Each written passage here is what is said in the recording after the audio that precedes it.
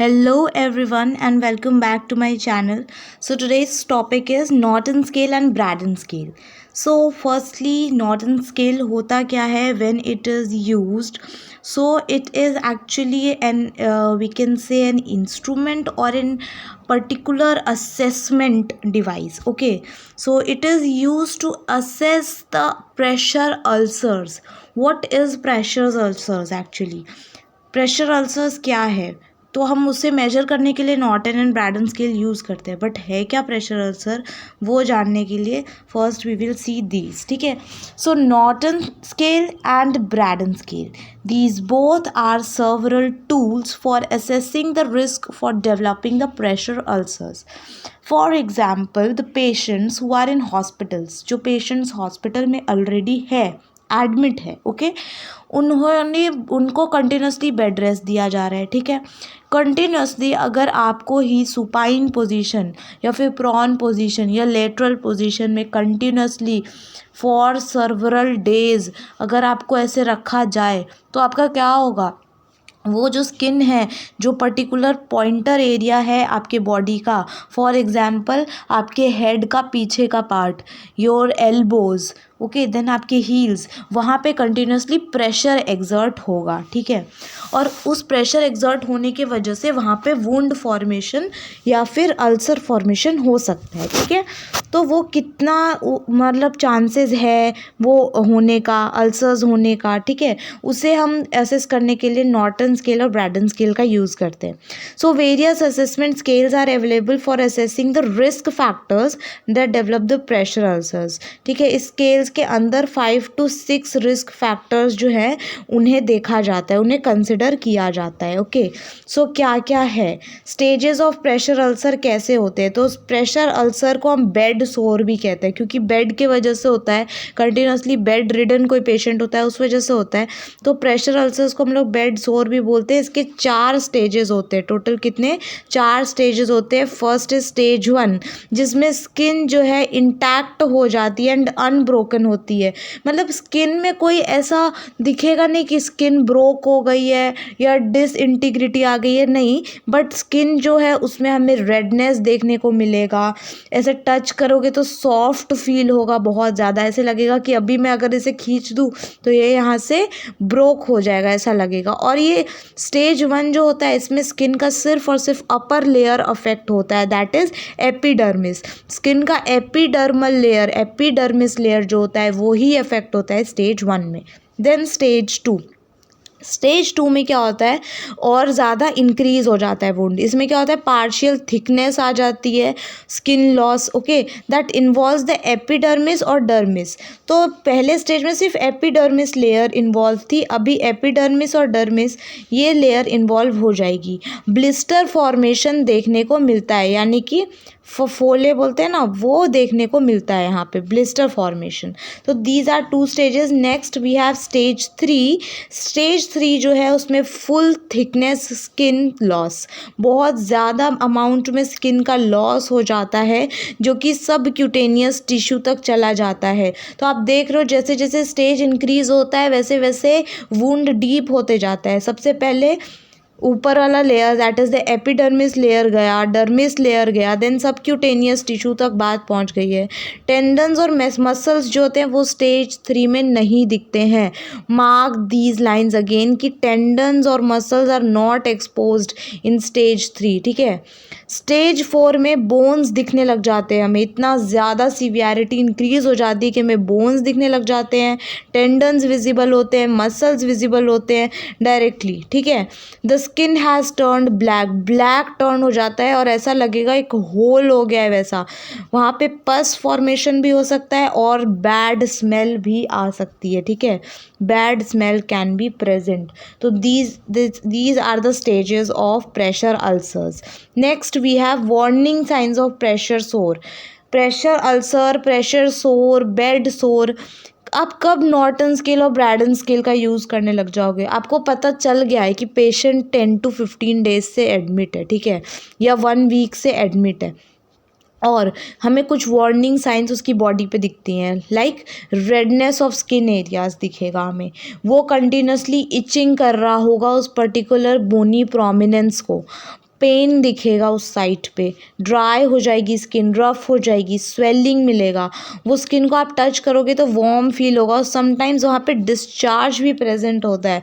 तो ये सारे ऐसे साइंस हैं जो बेड रिटन पेशेंट में अगर हमें देखने को मिले तो हमें तुरंत उस टाइम पे नॉर्टन स्केल और ब्रैडन स्केल का यूज़ करना ही पड़ेगा। ओके, उसके बाद नॉर्टन स्केल क्या है, कैसे है, हम देखते हैं।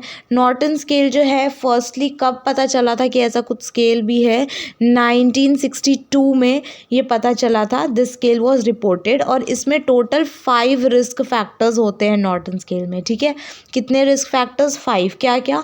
First we have to assess the physical condition of a patient, then mental condition, फिर एक्टिविटी कितनी है पेशेंट की, मोबिलिटी कितनी है, incontinence. These are the 5 risk factors, very important for your exam point of view.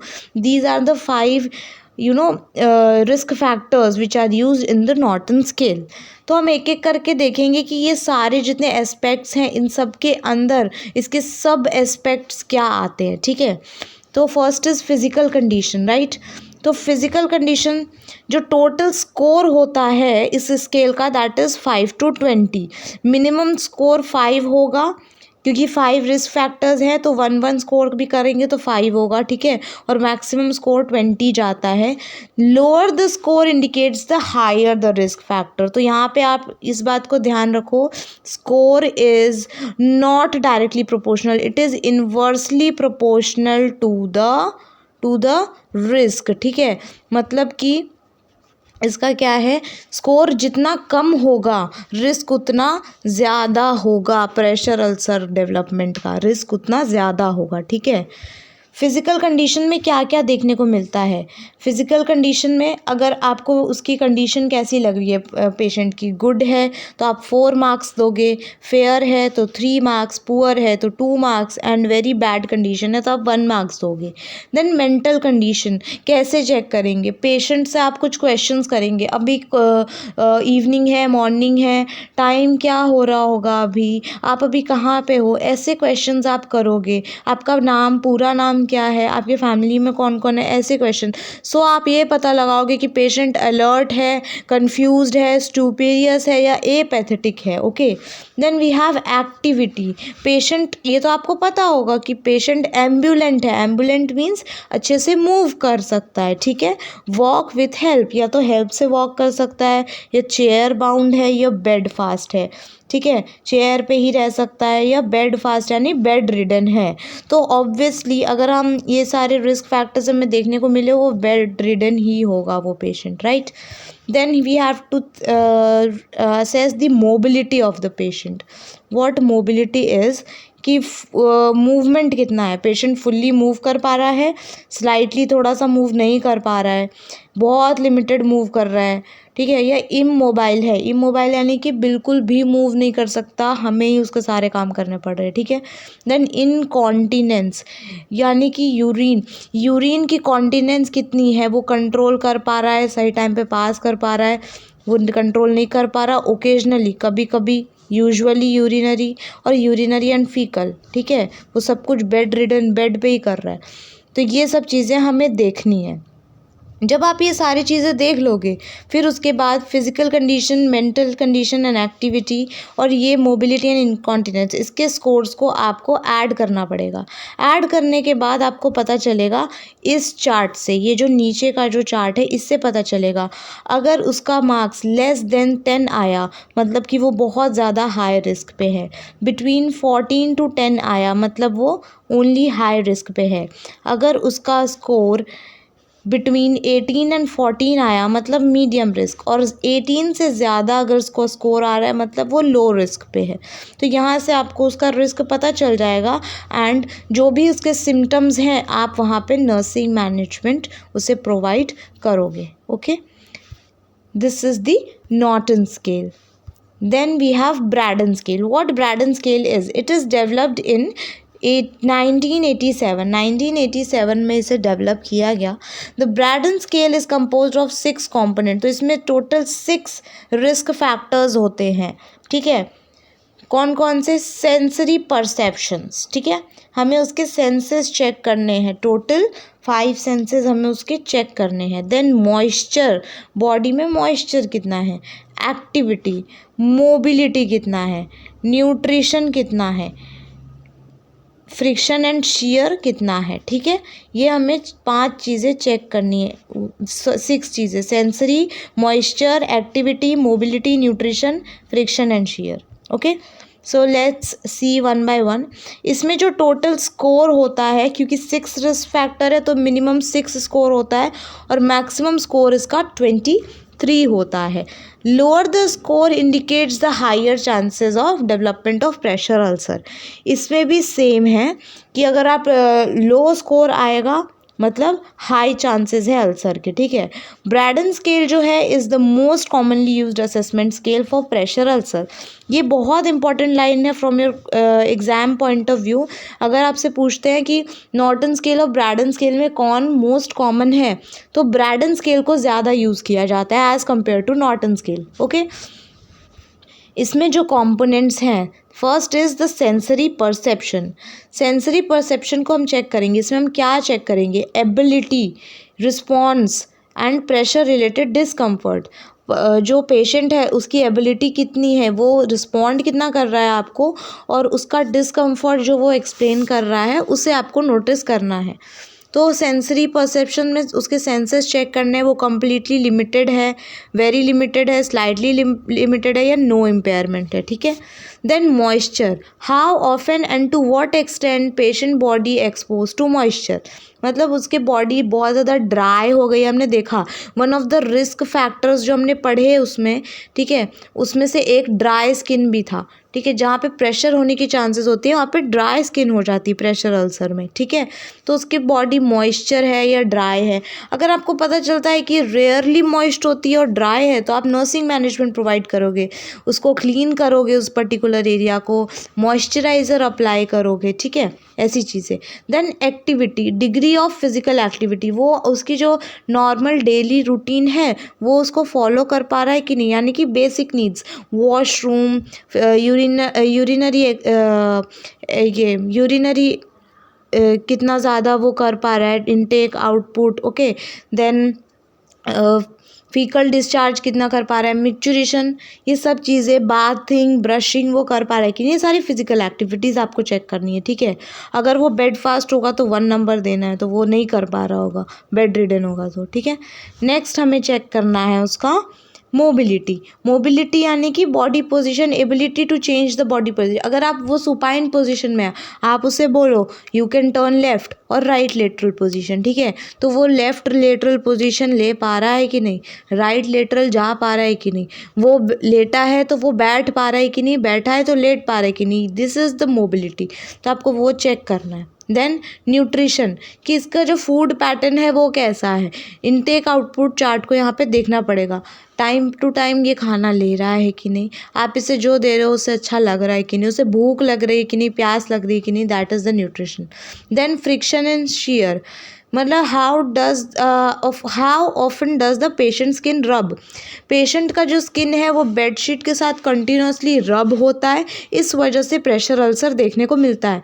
तो कितना ज़्यादा रब हो रहा है, उसे प्रॉब्लम हो रही है, पोटेंट प्रॉब्लम हो रही है, कोई प्रॉब्लम नहीं हो रही है, तो डेफिनेटली अगर रिस्क फैक्टर्स होंगे तो मतलब उसे प्रॉब्लम हो रही होगी, है ना। तो तब हम पेशेंट को वाटर मैट्रेस या एयर मैट्रेस प्रोवाइड करते हैं जो कि सॉफ्ट होता है और प्रेशर अल्सर में प्रेशर को प्रिवेंट करता है। ओके, तो these are the factors of Braden scale. ठीक है, now care and prevention of pressure ulcer. For example, अब आपको पता चल गया उस पेशेंट को प्रेशर अल्सर है। ठीक है, आपने स्कोर मेजर किया, आपको पता चला वो हाई रिस्क पे है। अब आपको क्या करना है एज अ नर्स, तो आपको स्किन असेसमेंट करना है। ठीक है, स्किन ऑब्जर्वेशन करना है, कलर, टेक्सचर, हाइड्रेशन, मॉइस्चर, ये टाइम टू टाइम चेक करना पड़ेगा। देन रीपोजिशनिंग टेक्निक, मतलब फॉर एग्जाम्पल अगर पेशेंट सुपाइन पोजीशन में है तो आफ्टर हाफ आवर और 1 आवर हम उसे प्रॉन पोजीशन दे देंगे, लेटरल पोजीशन दे देंगे, पिलोज, एक्स्ट्रा पिलोज प्रोवाइड करेंगे। ठीक है, उसकी पोजीशन को टाइम टू टाइम चेंज करेंगे ताकि किसी पर्टिकुलर प्लेस पे कंटिन्यूसली प्रेशर एक्सर्ट ना हो। देन स्किन हाइजीन, उसकी स्किन को हम क्लीन करेंगे, उसे हम बेड बाथ दे सकते हैं। मॉइस्चर कंट्रोल करने के लिए हम मॉइस्चराइज़र अप्लाई कर सकते हैं टाइम टू टाइम। उसके बैक में हम मसाज दे सकते हैं, बैक केयर कर सकते हैं, फुट केयर कर सकते हैं। Then pressure point care, what is pressure point care? जहाँ पे उसको प्रेशर अल्सर हो गया है वहाँ पे उसे केयर प्रोवाइड करनी पड़ेगी, यानी कि मेडिकेशंस अप्लाई करना पड़ेगा, एंटीबायोटिक्स देने पड़ेंगे और अदर इन्फेक्शन से प्रिवेंट करना पड़ेगा। Then nutritional balance, intake output chart उसे मेंटेन करवाना पड़ेगा। हाइड्रेशन के लिए वाटर, प्लेंटी ऑफ वाटर देना होगा, ठीक है। These are the prevention of pressure ulcers. Okay, so I hope you guys like this video. Thank you for watching, and trust me, this is really a very important topic from your exam point of view. So just keep supporting. Don't forget to like, share and subscribe. Thank you so much.